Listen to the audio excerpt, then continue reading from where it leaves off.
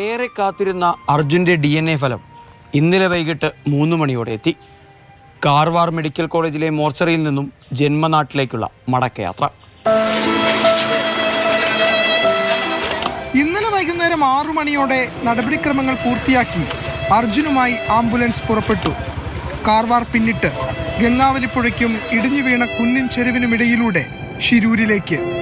തന്റെ എല്ലാമായിരുന്ന ലോറിയെ വഴിയരികിൽ സാക്ഷിയാക്കി അർജുനുമായി ആംബുലൻസ് കടന്നുവന്നു.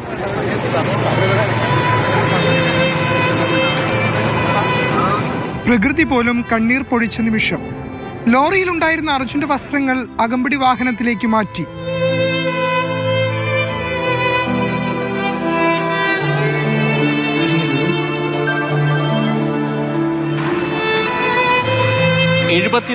ദിനരാത്രങ്ങൾക്ക് ശേഷം അർജുൻ കന്നഡ മണ്ണിൽ നിന്ന് മടങ്ങുകയാണ്. ഇനിയൊരു മടക്കയാത്രയില്ല, നിത്യതയിലേക്കാണ് ഈ യാത്ര. 11:30 ആംബുലൻസ് ഉടുപ്പിയിൽ. വഴിയരികിൽ ഉറക്കമൊഴിച്ച് കാത്തിരുന്നവർ പ്രിയപ്പെട്ടവന് അന്ത്യാഞ്ജലി അർപ്പിച്ചു. കേരള കർണാടക അതിർത്തിയിലെ തലപ്പാടിയിലും അർജുനെ ഒരു നോക്ക് കാണാൻ നിരവധി പേരെത്തി.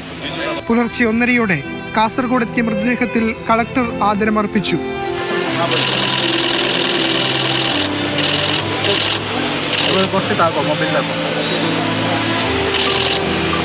കോഴിക്കോട് ജില്ലാ അതിർത്തിയായ അഴിയൂരിൽ മന്ത്രി AK ശശീന്ദ്രന്റെ നേതൃത്വത്തിൽ മൃതദേഹം ഏറ്റുവാങ്ങി.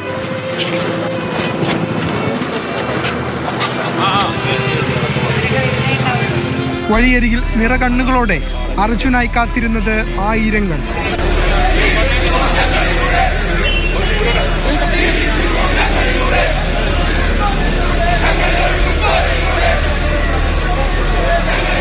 ജന്മദേശമായ കണ്ണാടിക്കലിൽ പ്രിയപ്പെട്ടവനെ അവസാനമായി ഒരു നോക്ക് കാണാൻ ജനസാഗരം ഒഴുകിയെത്തി. ആംബുലൻസിന് വീട്ടിലേക്ക് വഴിയൊരുക്കാൻ ഏറെ പ്രയാസപ്പെട്ടു. കാർവാറിൽ നിന്നും കണ്ണാടിക്കിലേക്കുള്ള അർജുന്റെ അവസാന യാത്രയ്ക്കായി എടുത്തത് 15 മണിക്കൂർ. ഒരു സാധാരണക്കാരന്റെ അസാധാരണ യാത്രയയപ്പ്. കോഴിക്കോട് നിന്നും സാരംഗ് സുരേഷിനും KB ശ്രീധരനുമൊപ്പം ഫെലിക്സ്, മാതൃഭൂമി ന്യൂസ്.